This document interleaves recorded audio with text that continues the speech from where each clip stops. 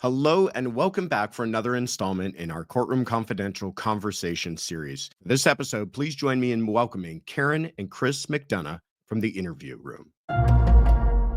Hey, guys, how are you? Thank you so much for coming on.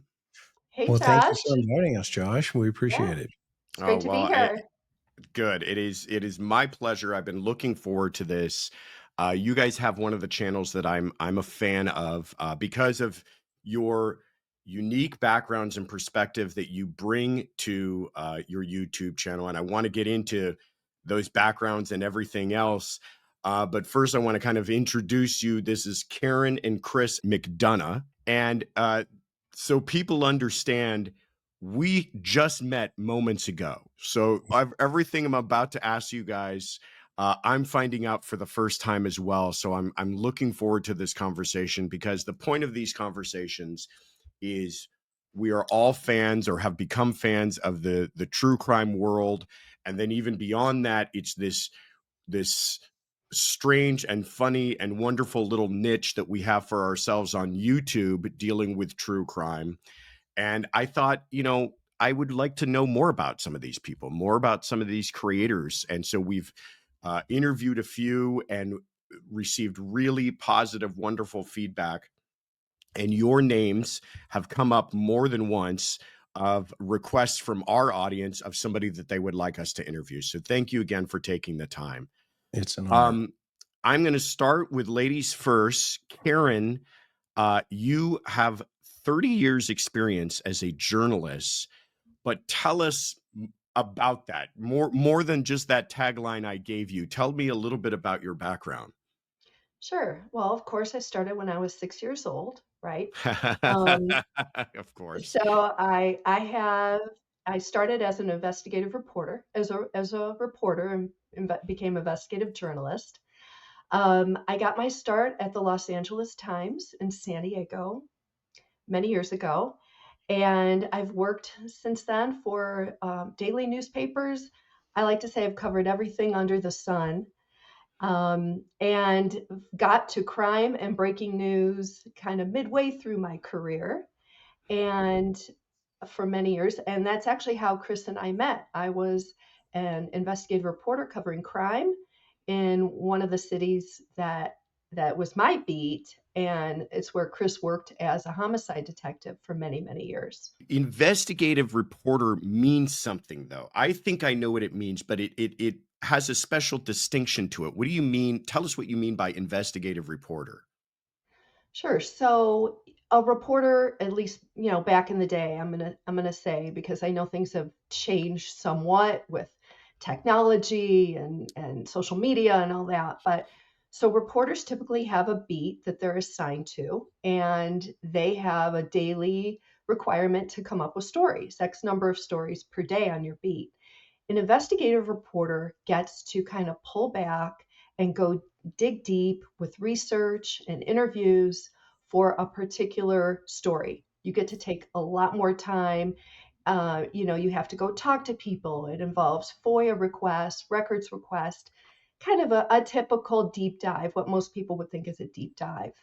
And I got to do those kinds of stories. They were very rewarding, and lots of times they were front page stories, and a lot of times they had implications.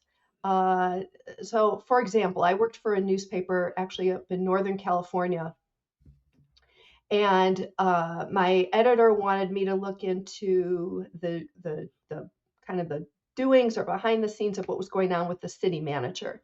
Now, this does sound a little dry. It got a little bit better. So I spent X number of weeks, X number of months looking into different things, into the finance department, the records going back, and I was able to put together a series that showed just like what they approved for spending. Let's just say that. And it didn't make him look good, to say the least. And I do believe he ended up leaving that job. I'm not saying that my stories were responsible, but it's this whole idea of understanding that, look, reporters are here to ask questions of the government agencies that we cover, dig deep, present both sides, And we can get into this, but in my opinion now, so much of that is missing in a lot of like mainstream media. Back in the day when I started, this is how we were trained. This is what we did. And, I loved it. I love digging. And now, like with cases that we cover here for the channel in the interview room, I love digging into the research. I love figuring out, okay, what agencies do we need to FOIA, which is Freedom of Information Act request for people who might not know what that is. And I love kind of digging in and coming to find out, if not the truth, at least present what both sides say about a certain topic. So I got to do that, and it's been an amazing part of my career. Super enjoyable. Do you feel that that is becoming kind of a lost art, the ability to have the time to really get in depth on something where you're not, it seems like reporting and the media and the way that we consume news has to be so instant and get it out there before anybody else and get it on Twitter or X and every other outlet, and you have to be faster than everyone, that maybe this idea of just kind of a reporter like you, the job that you had done of taking the time and really digging deep, is something we don't see so much of anymore. Yeah, I definitely think so. And you can tell it's reflective in coverage. Now, of course, I'm painting broad brushstrokes here. Right, Okay, we're right. not talking about, specifics, but no, there is a huge rush and such a demand. And now with our cell phones and texting, everybody wants the news immediately. And what I find fascinating is people now go to X. There's a whole generation of people under a certain age that go to X for their news. Yeah, And I don't think it's a bad thing. 9 times out of 10, they have it right. yeah, Where there's smoke, there's fire. They're not going to have anything complete. They're going to have, 40 characters worth of information. But it has completely changed. Chris and I were talking the other day. I was thinking back. We were having a conversation about murder. Gee, what a surprise. And I was thinking back and I was like, gosh, what was the first murder that I covered? And it turns out I was sent to cover it as a reporter, and I believe it was one of the cases he had. oh And wow, I remember like kind of being thrown in and having to figure it out. And it's all about talking to people. It was all about not just the police who were there, but potential witnesses, or going door to door and knocking on people's doors. Hey, I'm with the local newspaper. Can you did you hear anything? Can you tell me? And we just don't see that, the old fashioned reporter type in-depthness on stories. yeah, And it's needed. It's definitely yeah. needed. Yeah, the get the information out quick, that's needed too. But we all want to know more about any given topic, and especially if it's breaking news, or like the California wildfires going on right now, or anything, murder. We want to know more, and we have kind of this insatiable, appetite for it. And reporters that are able to do that, that they're pull back and take the time and do it, I think they see some success. Yeah. Yeah. I am certainly not of the generation that you are describing as being part of the age group that goes to Twitter primarily for their news. But I even find myself, if I know something has happened or I'm trying to figure out, news on what's happening. I'll give you a great example. We are suffering just a tremendous disaster out here in Southern California with these wildfires. And when I first started to hear that there were fires, I went to Twitter, I went to X to try to find out stuff about it, only because I know that's where you're going to find stories quicker. If you go simply to Google or try to check in with the LA Times or something, they might not have the story out there, or at least as many stories. And it is funny how we're starting to use that as a news source just because of it seems like it will have the story. It will have something about it quicker. Now, is it better? That's to be debated, but it will certainly have it quicker than most. Last question I had for you on your background, and then I want to segue into how this happened to what you alluded to earlier, the meeting of Chris, was that you said eventually you got to the crime beat. Was that something that you aspire to? Like, is that a beat that reporters want to be assigned to? Well, I can only speak for myself, Josh, and Yeah. I had covered I had covered government, education, higher science, the arts, you name it. And for Share me with some of the people personally, that you've interviewed with Josh. She's very humble. Uh-huh. Yeah, I give us the scoop. so I worked for some different newspapers, and one of them was in La Jolla, California, and that is um, there's the Torrey Pines Bluff where all these like science and leading scientists and think tanks and that sort of thing were there. I did get to interview Dr. Jonas Salk. Oh, People may wow. remember that name. He started this. Well, he won the Nobel Prize, decades ago. But he had the Salk Institute in that area, and I got to meet him and do a tour. I met and interviewed Sally Ride, the first female astronaut from the United Oh, States. wow. She was this tiny little petite, tiny woman. And I went to one of the classes that she was teaching at UCSD, University of California, San Diego. And it was, I don't even know what, it was some kind of science she was teaching. And I looked at the board and there were all these equations on the board. It's like a different language. I didn't have a clue as to what she was, doing or teaching her students, but she was very kind, very humble, really nice lady. I don't know. I've got to interview Mikhail Baryshnikov, the famous ballet Oh, dancer who yeah. defected from Yeah. Russia. I've had a I've had a pretty interesting career. Fascinating Um, career. Yeah, that's very yeah, cool. it's been great. But I wanted to answer your question, but please remind me of No, the what we crime were beat. talking about. I'm just curious Oh if yeah, yeah. you Okay. were saying that you have ended up at the crime beat, and wanted to know if that was something you aspired towards. You know what? Absolutely the opposite for me. And this is only That's myself funny. speaking. In fact, my editor came to me and she said, "Hey, I need you to start covering the crime beat. We shifted some other reporters." Not kidding. I went home and I cried for the weekend and I was like, Huh. I hate cops. I don't want to have to deal with this. Uh-huh. And I started the beat. I needed the job. And immediately I was like, oh my gosh, this is incredible.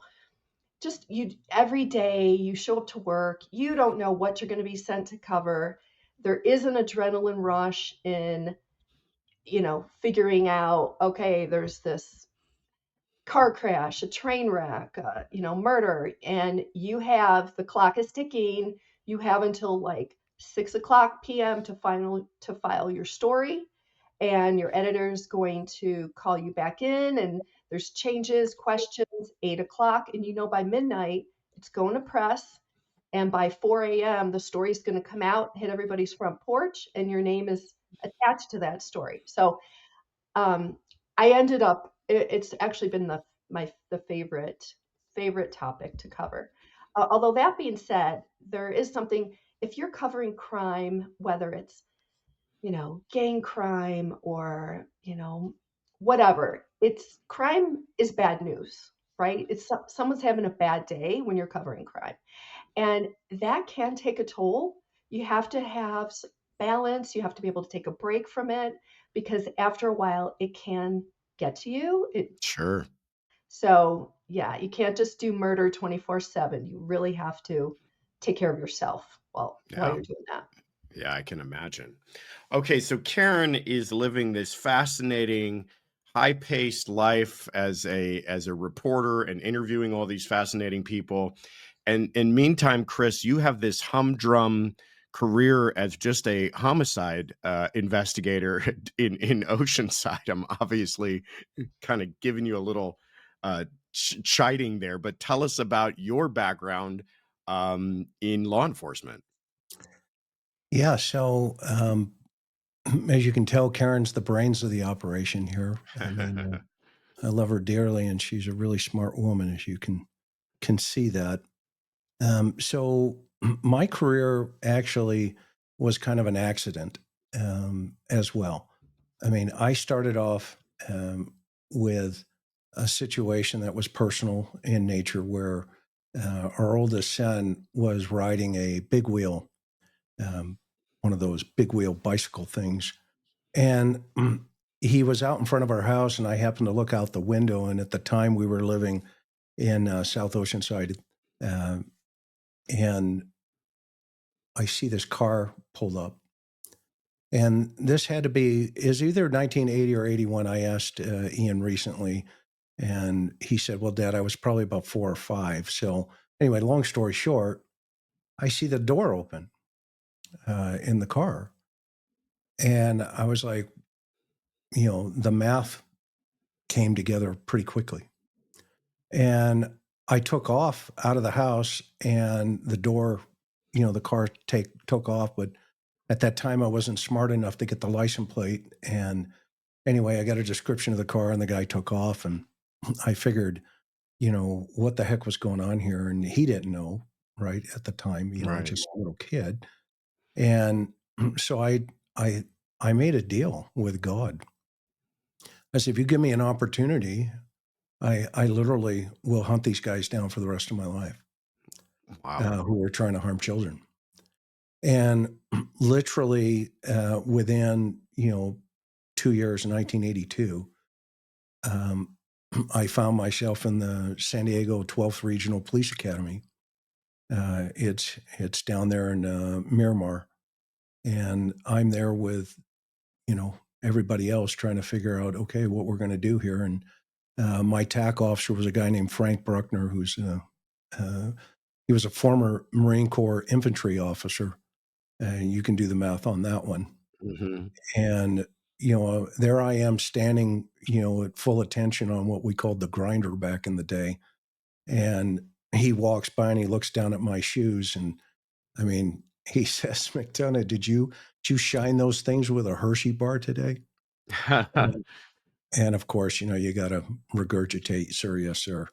And so in 1982 is when I started, and I was put into patrol right away, because that's where you start, right? You push a car for a couple of years, and then in 1984, I got transferred into vice and narcotics, but it was primarily vice.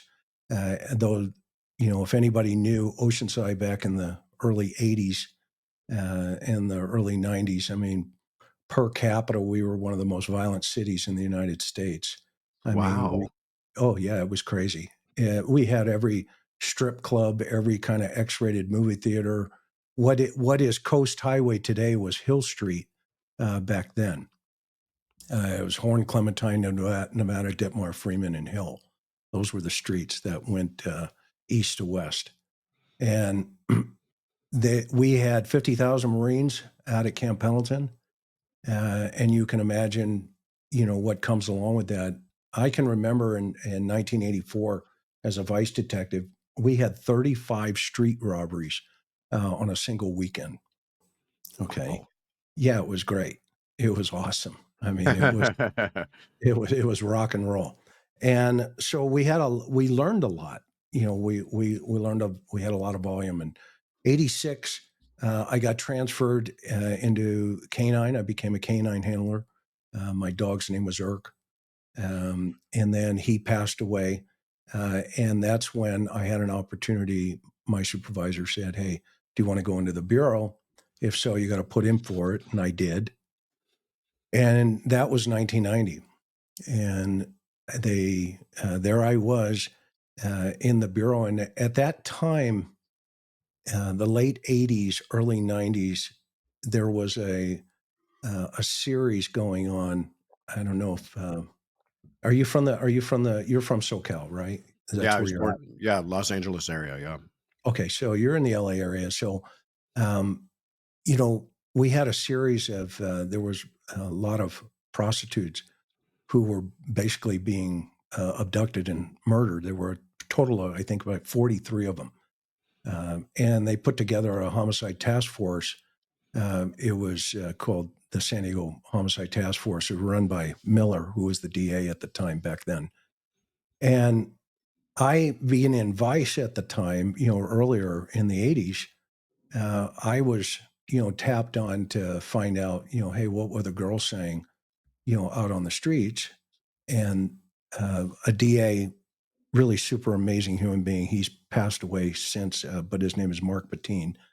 And Mark had come to me one day and he says, hey, I want to show you an FI that you cut on this guy back in, whatever the time frame was. I don't recall it specifically.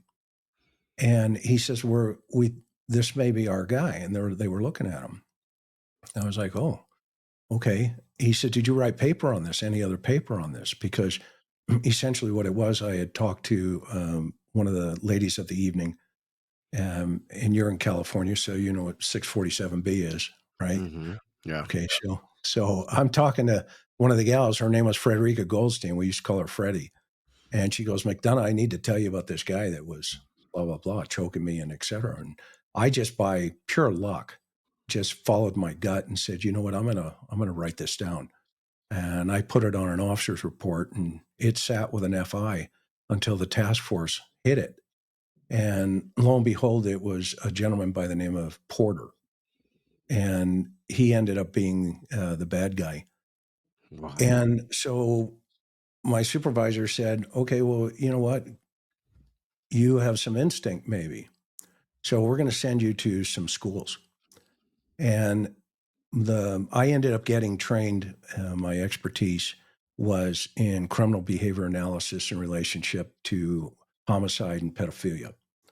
So essentially, the bottom line is on that particular genre is individuals that choose children for gratification during the commission of homicide. And that was my, I think, full answer to the prayer that I had asked for help. If you let me do it, I'll do it. Wow. And God held me to it. And so Yeah. I've been doing it ever since. Wow. That's incredible. Yeah. You put that challenge out to God, and he absolutely answered that challenge. Yeah, let me have Um, it. I'm so fascinated with this story. The gentleman who was abducting women, he was murdering them, I'm guessing too. Yes. How many women did they eventually tie to him? Well, they got him on 3,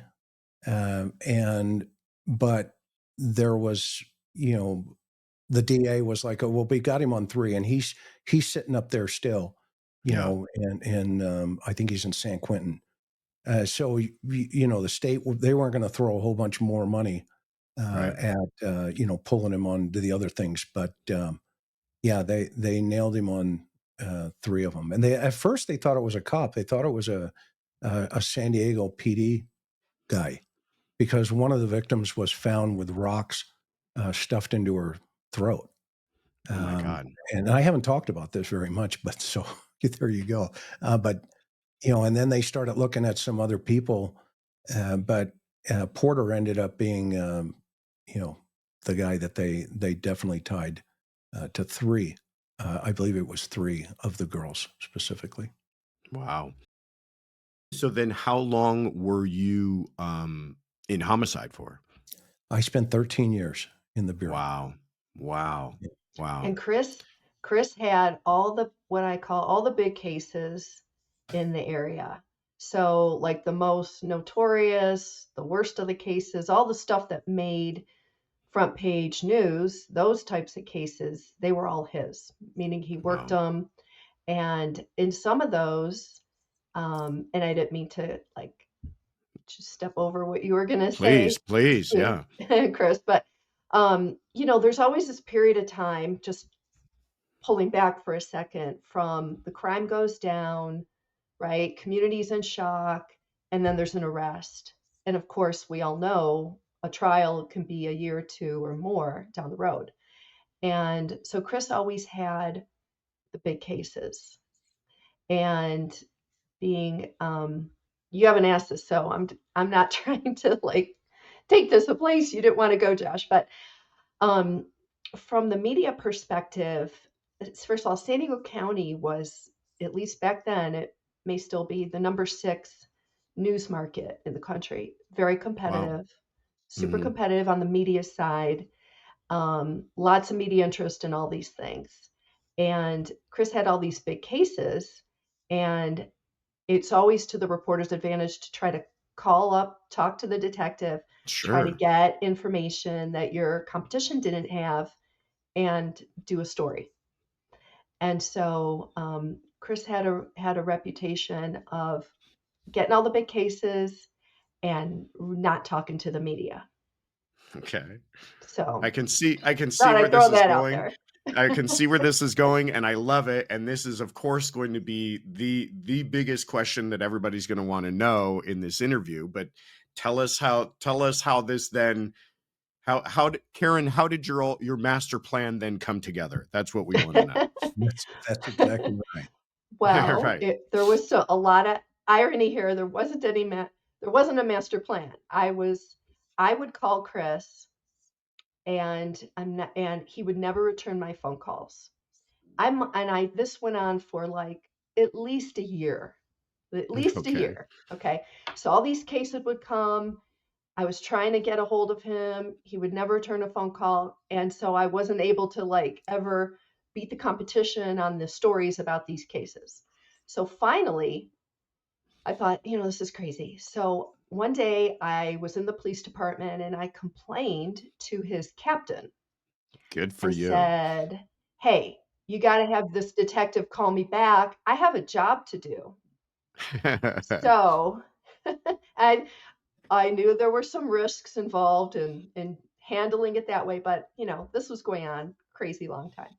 So Chris likes to tell the story that because I've made the complaint, and then I don't really know what happened. And one day he did call me back when I called him about a particular case.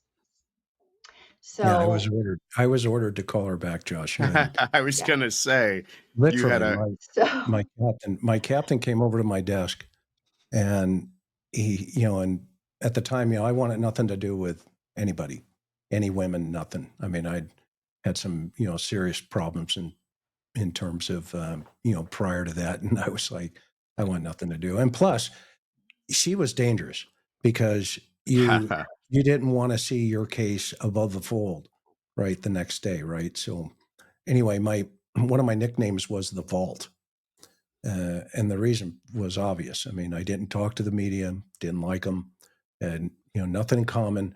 Now, there were other people that would, of course, disagree with that, but at the time, when you're dealing with some of these, serious problems where you're telling the story of these victims, the last thing you want is to have the suspect pick up any direction you may be going. So anyway, my captain comes over and he says, "Hey, do you know this reporter? Man, her maiden name is Smith." He said, "Do you know this reporter named Smith?" And I said, "Yeah, she's a pain in the butt." And he goes, "What do you mean?" And I said, "Yeah, she's been calling me and I delete all of her messages." And I did. I deleted every single one of them. And she would leave these messages, "Detective McDonough, I need to hear, I need to know." And I'm like, delete, right? And he goes, "Well, she's calling me now." which And which is a problem for you now. it was my problem now. He said, "Just talk to her. I'm ordering you to talk to her." That's funny. And all of her friends tell her, were telling her, "Well, he's not going to talk to you, yada yada." And some of well, your and other friends, s- like so Stacy. by the time he called back, I thought, oh boy, this guy is going to be the biggest jerk, right? I Right, knew I right. had, the only reason he's calling me back is because I tattled and I got him in trouble. And so I thought, oh boy. And you know what? Just the opposite. He was just a really nice guy, had lots of other interests, music for one, and other things other than just homicide and murder. And so, we had a friendship, a professional friendship. And one day he asked me to lunch, and we have literally been together ever since. I Yep. love that. I love that. Yep. How did give us a little tease more? You don't have to get into too much to it, but how did it go from professional lunch and then this is more than professional and lunch? Well, from my perspective, I mean, look at her. Number one, Enough said. right? Right. And I just we I don't know. I can't really. I just fell in love with her. I mean, Wow. we dated for almost 2 years, and it was like, man, this is really one smart girl. And for me, that was more important. Her exterior is a bonus, right? I mean, she's beautiful, but her interior, as you're getting to know her, she's really smart, and she's humble, and but at the same time, I watched her. She did the Heaven's Gate. Remember the Heaven's Gate, Oh, where absolutely. Yeah. where Apple Man or whatever his name is, Applewhite. You know, Absolutely. I was at the ME's office on another homicide, and all these reporters were outside, and the doctor at the time, Dr. Blackburn, he walks in and he's talking to the doc that's working with me on my caper, and he goes, "Hey, how much longer do you have? We've got a bunch of people coming in, with pajamas who had just killed themselves in Rancho Santa Fe. We need the table." And so the doc tells him, and I'm like, "What's going on?" He says, "Oh, there's a bunch of, things coming in, and, they're all in, matching pajamas, and the SO is working it, as a mass suicide."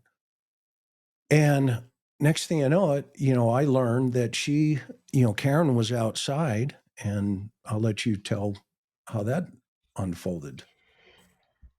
That the Heaven's Gate cult suicides was the strangest and the saddest case probably in the last 40 years in San Diego County. And it was a group of people.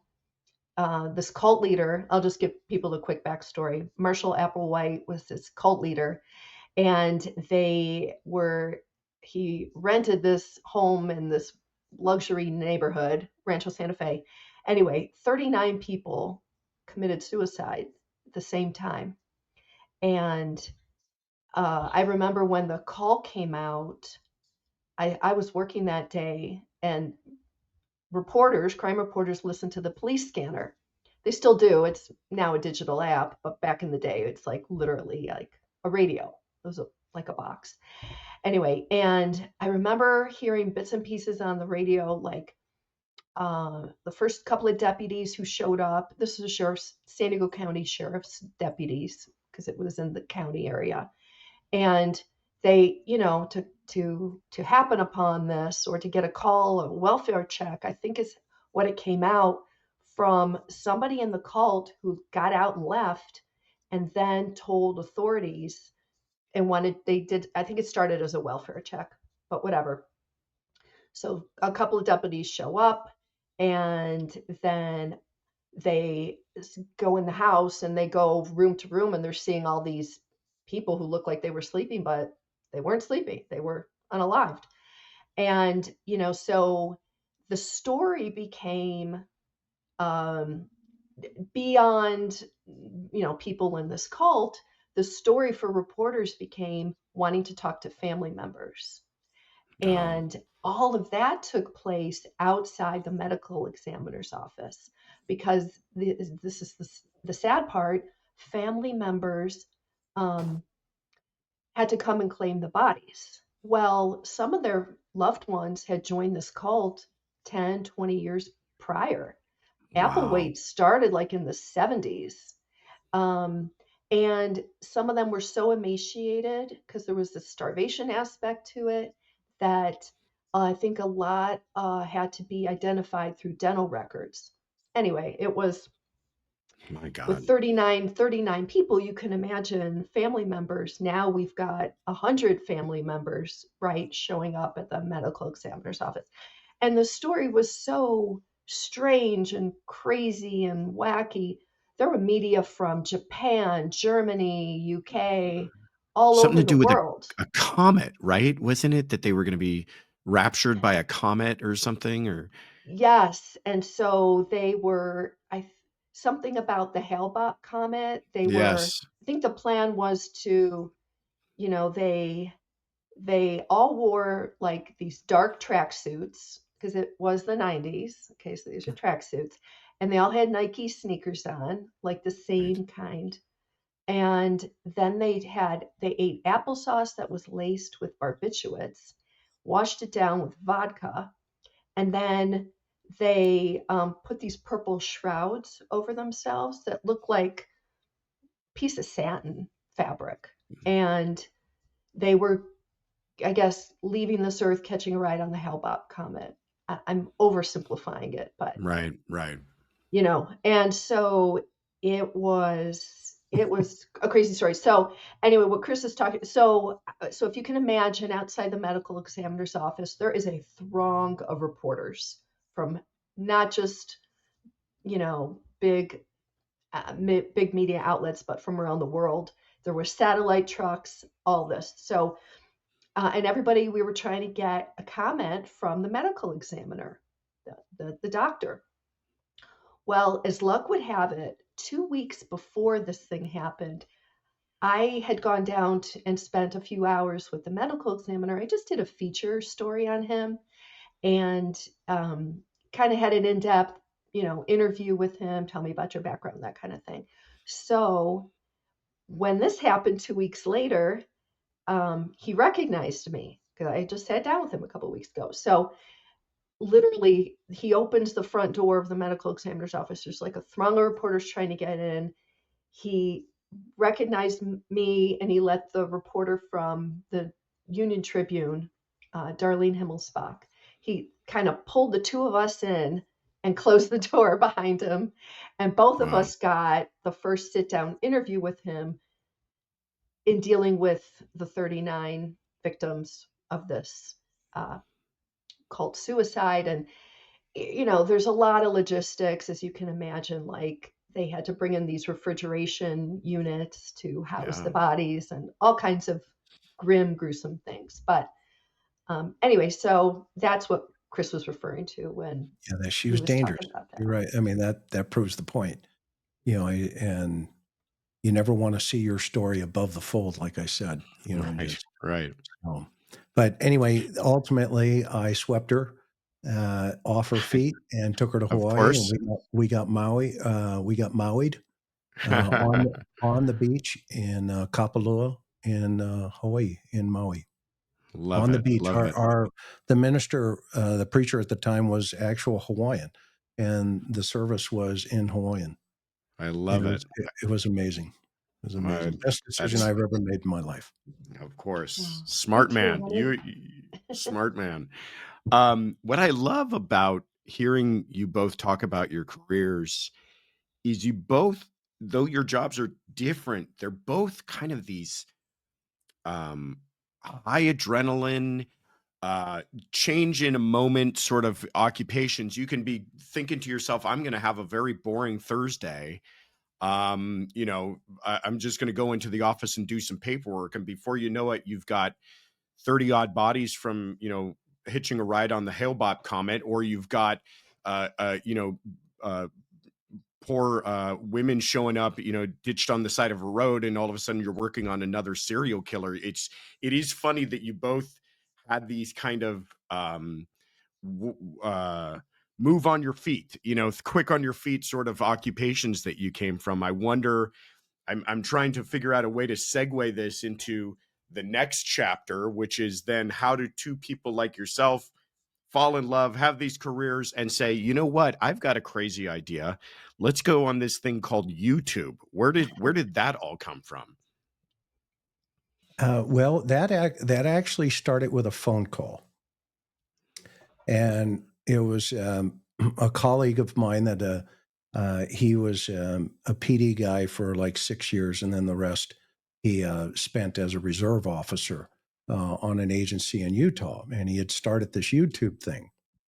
And he calls me up one day, and I had done some training in Utah for what was called the UTAP program, which was modeled after um, another program, that the feds run called VICAP, Violent Information Criminal Apprehension Program.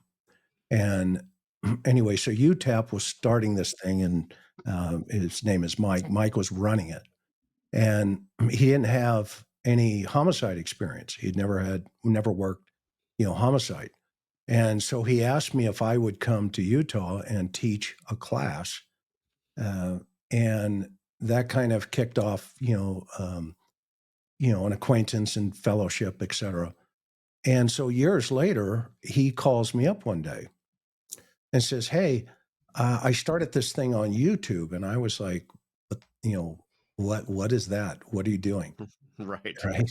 He goes, "Well, I want to do this segment on uh, child killers, and you're like the guy." And I said, "Okay, well, what do you want to talk about?" And he says, "Well, let's talk about one of your cases that you had." And he wanted to talk about basically Matthew Checky is a little 9-year-old boy and the suspect, Brandon Wilson. He said, "I want to have you on, and that will be, you can chit chat about that." And I said, "Okay." And our youngest son, he's like, "Dad, you need to go on that show." And I'm like, "For what?" I mean, he goes, "No, seriously." He's, "What is this YouTube thing?" So anyway, I did that. And he calls me back and he says, "Look, do you want to come every Monday night? Do you mind coming on for a little while every Monday night?" And I said, I don't have a problem with that." Well, then that turned into the Susan Morphew case out of Colorado that he was chasing. And so I was opining on that, with my homicide experience. And he had a lot of mapping experience. He was working for a company called Esri at the time. So he was able to geospacing and stuff. Um, and then it got to a place where he's like, you should go do your own thing. And I said, "Okay, aloha." And so literally I looked at Karen and I looked at our son. And I said, "Look, what do you think about this?" And she said, "Well, we could probably do it and see what happens." And I said, "Okay, that's fine." And I helped him build that channel to like 50,000 viewers at the time, or Oh, subscribers, wow. whatever it was. And I was, still to this day grateful, that I did it and helped him and he helped me, et cetera. But we were just two, it's kind of like you have your thing, I have mine, and we have two different skill sets. I did it full time forever. You were kind of learning, off of how we would talk, but we had a really good synergy. It was a Mhm. great synergy. But that kind of evolved into um, just kicking off the interview room. And the only reason I thought of the interview room, the name of it, was pretty obvious, right? The most important tool, in my opinion, in law enforcement is that chair where you put that suspect if you believe that they may or may not be involved, and then the ability to have communication skills. If you can talk somebody and talk to somebody and not talk down to somebody, but talk with them. I think we in the human condition we forget that everybody everybody has a story. Mhm. And it doesn't matter if you've whacked 25 people or if you've just were a gangbanger and you were just involved in a drive-by and you happen to shoot the house up. There's a story behind all of that.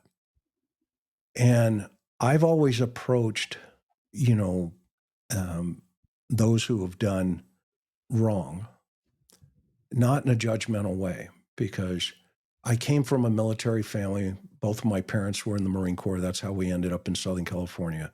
My dad retired out of Camp Pendleton in 1975. And but I grew up in a military mindset with family.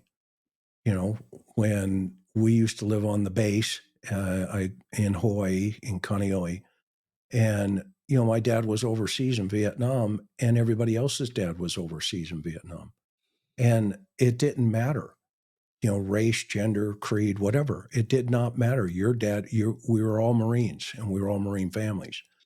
And I think that foundation helped me move into that law enforcement career where I could sit in an interview and, talk to Main Street Crips, Grape, Hoover, you know, where they're all at up there.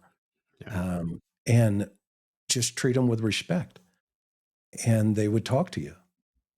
And so I always thought, okay, this is another side of law enforcement that I think I'm going to try to, just see where it goes.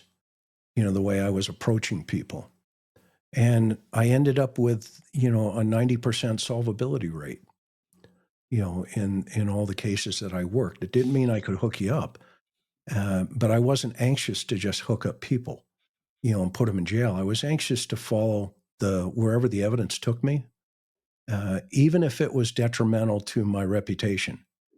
And I got hit pretty hard many times with, just craziness. And I was like, you know what? I'm not buying this one right now. And it didn't mean I was right. Right. I mean, I've been wrong. I mean, Mhm. I've sat with guys, as, like you across the table going, well, have you ever made a mistake? Yeah, a lot. Okay. But juries understand that when you're honest with them and just tell them, hey, this is the way I saw it. And this is what I did. I think officers get in trouble when they try to dance around that and they project something that they're not. And, my history, my background, it speaks for itself. I have nothing to hide. And I think that works well, especially in today's world. We need more of the, in my opinion, these younger officers need to have this full transparency, right? It's not about Google or, they don't even know what, Terry versus Ohio is anymore. I mean, it's ridiculous, you know, and that was ground into us. I mean, if there was ever a case that you needed to know, and being an attorney, that was the one. As a law Mhm. enforcement officer, that's the one. And if you can't figure that out, man, we got some problems, Yeah. coming. But I love that. It's not just all busting down doors and knocking heads. A lot of the best police work. I certainly saw this as my time as a prosecutor. You could tell the detectives who were really good, and they were like yourself because they had an immense. I don't know how to put it. They were there was not a dismissiveness of the people that they were dealing with, the suspects that they were dealing with. There wasn't this kind of um, dehumanizing of them, and I hear that in the way that you're talking. That it's just sometimes talking with somebody, having a conversation, understanding that person's story. The person may have done something really, really awful, but there's a little bit of humanity that needs to be done to the process, especially if you want to do your job as an officer better and more effectively. So I really appreciate you sharing that with us. So Karen, he comes to you and he says, um, that thing I've been doing every Monday night. Now I think we should start our own channel. What is your reaction to that? Are you all in on it? I mean, you've got a background as a reporter, but you're kind of a journalist, print reporter. Now this is the idea of going on this, internet and having your face in recording videos and sending it all over the world. What was your response? Well, I'll tell you that. The other thing too that just as far as my background goes, I left my journalism job and became a public information officer at the police department where Chris worked. So I spent 5 years in front of the camera dealing with the Gotcha. media. Okay. So Gotcha. I had that. Yeah, I had that. At the time, it was kind of a natural progression in my career. Was really excited about it, and got to kind of continue my, just this whole idea of the government needs to be open for the media, the public. They work for the public, and it's just, that drove me as a reporter. And when I was a PIO, public information officer, civilian, of course, um, I felt like we're going to release information all, under the law, but we're going to give the media um, more information rather than less, because that's what the public demands and expects. That's how our system is. Anyway, so I had some in front of the camera background. I was all in. I didn't hesitate too much when Chris said, "Hey, you know what? Let's do this." I didn't really know what we were getting into, but I did know this. Chris has not only worked homicide for years, and by the way, he's pretty humble. Chris has been training homicide detectives, classrooms of homicide detectives for the last 20 years ish with the Cold Case Foundation. And so he's he has kind of this 360 view, if you will. It's not just investigating murder, it's understanding what homicide detectives need to know to do their jobs well. He understands what prosecutors need to get convictions. He just kind of has this full view. He loves people and he loves to talk. He is, among the two of us, he's the talker. I'm a lot quieter. Um, and so I thought, you know what? He's got this whole wealth of information to share. Why not? Let's share it, on YouTube. We didn't know. I mean, it's the idea. Okay, yeah, let's start a Right. YouTube channel. And Right. then there's the The practicality of doing it. the Right. doing it consistently, week in, week out, sometimes multiple times a week. So I didn't really know what we were getting into, but I knew it was probably going to be a good thing. What did you envision it being at first? Like when you're like, okay, let's do this, what kind of content did you expect it to be? And has it remained that way or has it changed over time? I think our vision was authenticity, and also maybe a piece of, you know, um, just be authentic, or be honest, be straight up. And we had no idea there was a whole other piece of, you know, YouTube out there that, somebody told me, have you heard of Krama? And I'm like, what is that? Well, that's where there's this drama, and, all they do is, clicks and whatever the thing is. And they accuse you of that too, by the way. That's part of the game. And Right. I had to learn all of this pretty rapidly. And I think I made a lot of mistakes in the very beginning. We're celebrating our 4th year, coming up here. And, Congratulations. but we thought to ourselves, you know what, maybe we can help, these families that don't have a voice. Their children are victims, or their family members are victims. And so we made a kind of, our mission statement was, okay, we're a family victim focused, channel, and in the true crime genre. But we have to do this honestly, and we have to do it with respect.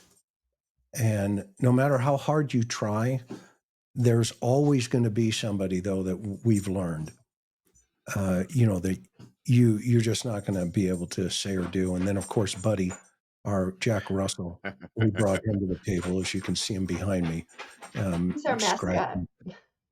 He's a nut job. But I think we brought this, this piece of the puzzle that had been missing. There was, there's so many good people like yourself, and I I know your channel is going to be very successful, but because, Mhm. one, you're you're authentic, That's and kind of you. you have nothing to hide. And you see, that's part of, where these other problems end up. And um, so we really approach this from, okay, Karen, you can do research.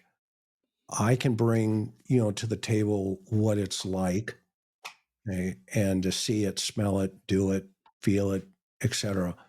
And so it was a perfect, synergy, I think, coming to YouTube as a whole and saying, you know, who are we going to help? And so, we work with the Miliete family. We work with, Dee Warner's family. We've done all these things and a lot of things behind the scenes that nobody knows about. And that's very rewarding, because you know you're able to get on the phone with somebody and talk to the Marin family, for an example, and say, look, here's the next phase. This is what's going to happen. Okay, and now that you guys are in this, just put your seatbelts on and let's move forward. One of the most profound compliments I ever got was from a prosecutor, Mark Patim. And Mark came to me, and he was the number two in San Diego, and Summer Steffen's running the shop down there now. And anyway, Mark came to me. He says, McDonough, he says, what makes you so dangerous as an investigator? And I said, Mark, I have no idea what you're about to say, but you're a friend, so I'm here to listen. He goes, you think like a defense attorney, Huh. right? He says, whenever we get a case, and I was working primarily with major crimes downtown, whenever we had, big things, right? And the drill. Everybody's sitting around the table and you're dropping the package on them and you're giving the debrief. He said, we couldn't think of anything. Where's the defense going to go? Because it was all there, the pluses and the minuses. It didn't matter. And that I was taught that from old school investigators, right? Before computers, before anything. We're talking typewriters and we're talking whiteout. Okay. you know, and so I listened to these guys and gals, and I absorbed it in, right? And I mean, one of the first murders was a little girl, 14. Her name was Michelle Tate, and she was shot many years ago, and I watched everybody, because that was my role. Shut up, kid. Don't ask questions now. But if I need coffee or whatever the deal is going to be, you're going to be the guy. Okay, no problem. I'm in. And that led into, learning blocks, right? Learning blocks. And so I learned to check boxes as I was going through my career. And that in of itself paid dividends for not only my career, but more importantly, it told the story for the victims. And that was, I think is really important to me. Honey, I didn't mean to interrupt you. I No, that's apologize. I was just going back to what Josh was asking about, what was our vision when we started YouTube. I think part also, we wanted it victim centered. We wanted a safe place for victims to be able to come and tell their story. We felt there was a need for cold case, um, not investigation per se, but cold case, sharing those cases. Yeah, Review. And also, we knew there's a vast wealth of talent and immense experience in the Cold Case Foundation. Both Chris and I are part of that organization, Chris to a much larger extent than myself. But we wanted the channel to be able to have some of these Cold Case Foundation experts come on and talk about cases or weigh in. And that's been a really wonderful thing too. The Cold Case Foundation, for people who don't know, it's a nonprofit, and they investigate, well, I should say, they take a look at cold unsolved murders. And it's either by one of two ways: either a family member reaches out to the Cold Case Foundation, or law enforcement asks them to come in. Much more frequently, it's the families rather than a police department or sheriff's department reaching out. There's obviously natural ego issues and whatnot. That is understandable. We get that. But anyway, so this is like a group of over 100 people who are, some are retired, most are not, and they just have a wealth of experience in their field: DNA experts, forensic psychologists, people who go in and talk to and interview the hardcore murderers who are been behind bars for years, extracting information. So anyway, we really wanted to kind of bring a little attention to the Cold Case Foundation, because it's a worthy cause. It's a nonprofit. Everybody works for no pay. It's but what they're able to bring to these cases is enormous. Their wealth of experience, um, and Chris can talk more about that. But so there is that aspect also to our channel that I think makes us a little bit different. And we have experts come in. Not necessarily, you don't have to be with the Cold Case Foundation, but everything is organic. These are people that both Chris and I have either known or worked with for the last 40 years. So we're grateful that we have that, circle to kind of tap into.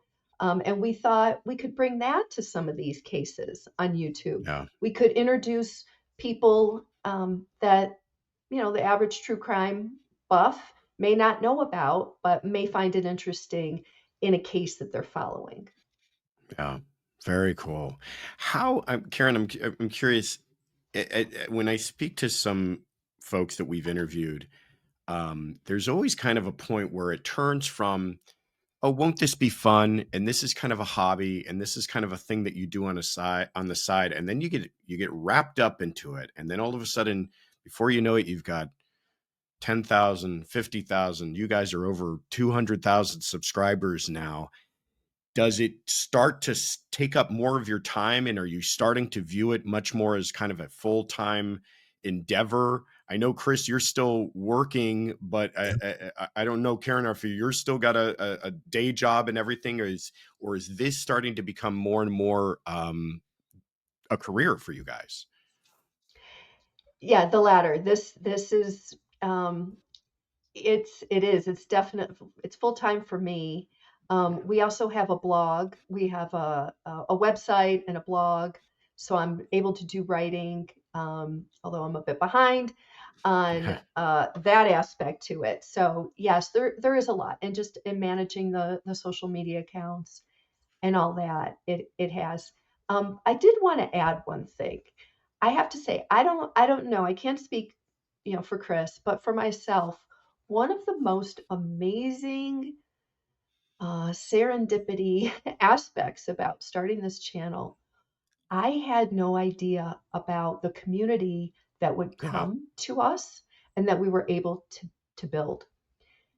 I would say this group of people, they're mostly women, not all, not excluding, but this group, this TIR community that we have, they are smart, they are caring, they are supportive. Many, many of them have all been through their own traumas, their own, um, you know, just heartbreaking experiences. And how they reach out to us, they support our channel, they send us emails, they're in chat, and they're supporting, um, you know, forget us, they're supporting each other. And this community, I had no idea that this community of amazing people, um, it's been an honor and a privilege to get to meet and know them through YouTube. And they show up every Sunday, every Sunday evening, even during the week when we go on. And they are just an incredible group of people as a whole. And that's been so gratifying. And I have to say, I tell Chris all the time, when Chris and I sit down and do planning meetings and we talk about what cases are coming up, what are we going to cover, I think of them collectively. It's like it's an entity. It's our audience, our TAR community. What do they expect? What do they want? I feel like they're our boss. They really are. They've helped us get to where we are, and I have a sense of um, I don't know, duty's not the right word, but I think about them all the time in everything that we do. And that's been a really wonderful, just a great part of doing this. It's a lot of work, but that you that sense that you get of that there's a group of people out there who appreciate what you do, and it's gratifying. It really is. Yeah. And it shows.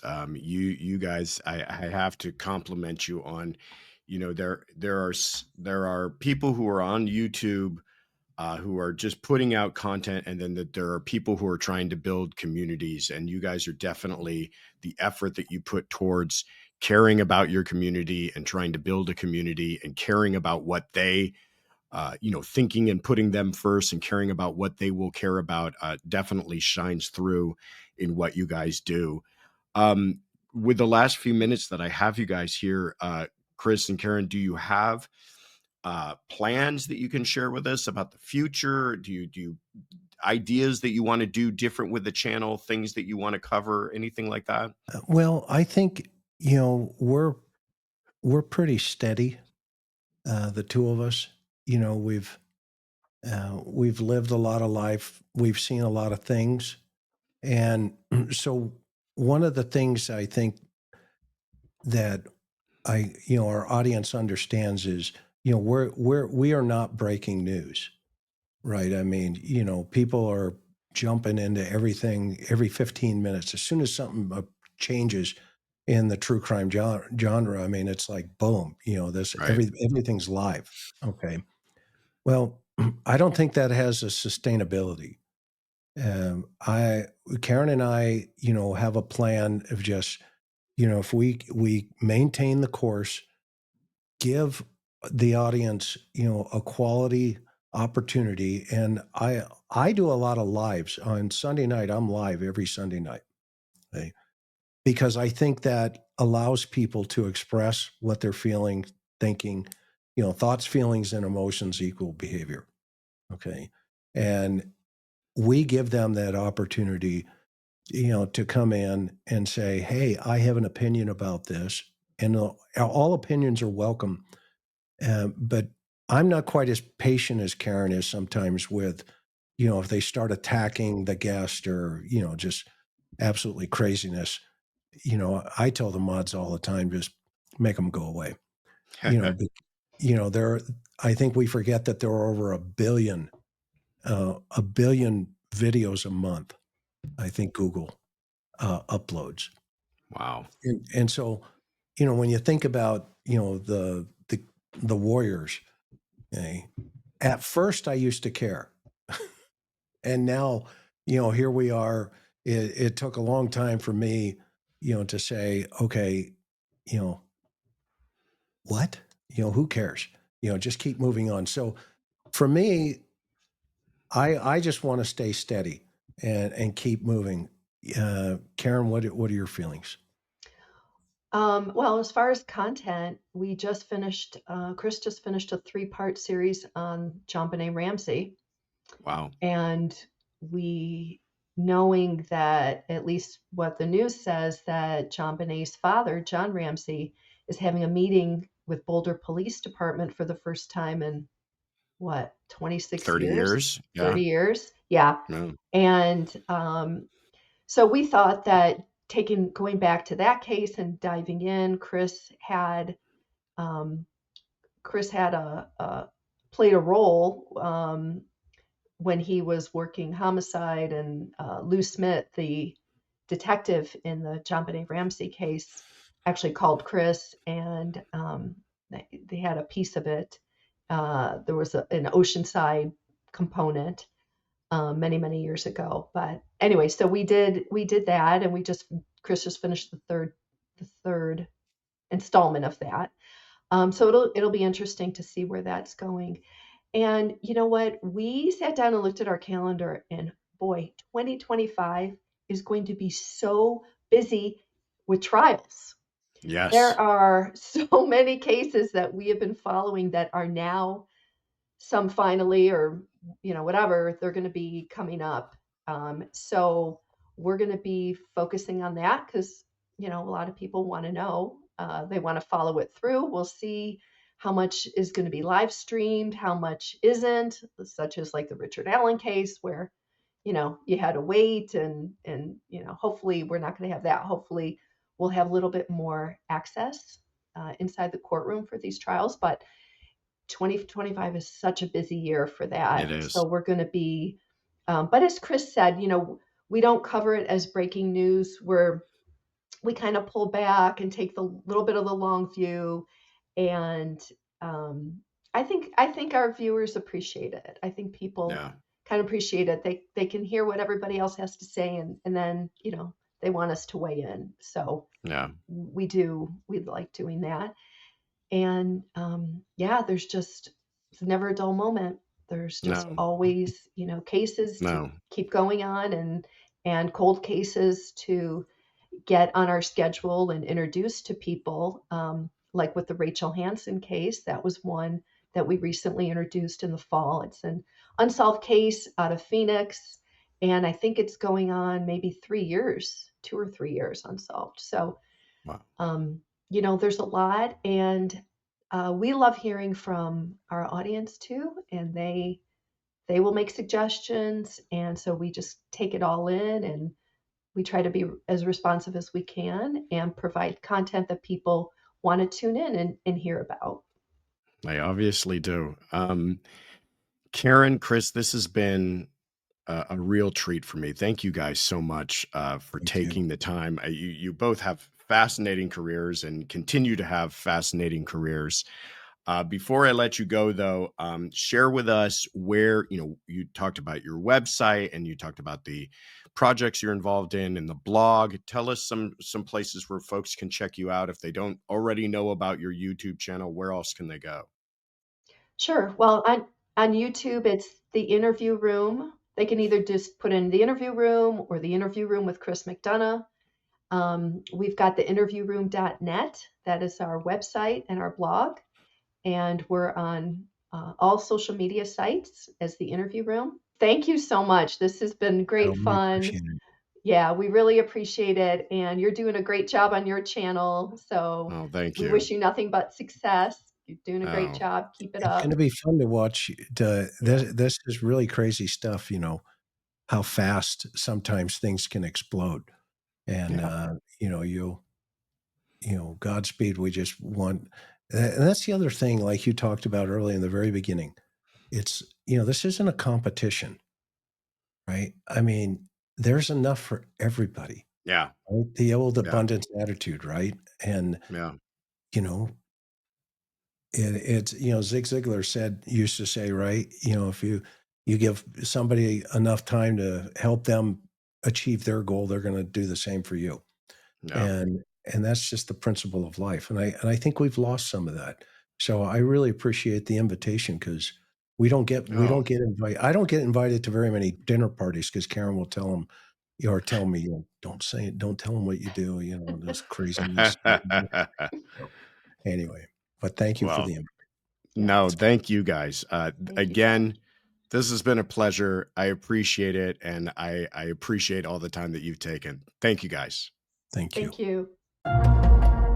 We hope you enjoyed this interview. If there is someone you would like to hear from, a well-known creator, or perhaps someone you feel that gets overlooked, please let us know in the comments. And please check out our playlist of past conversations. We appreciate you all. Please remember to like this episode and subscribe for more content like this. And thank you again for joining us for this episode of Courtroom Confidential Conversations.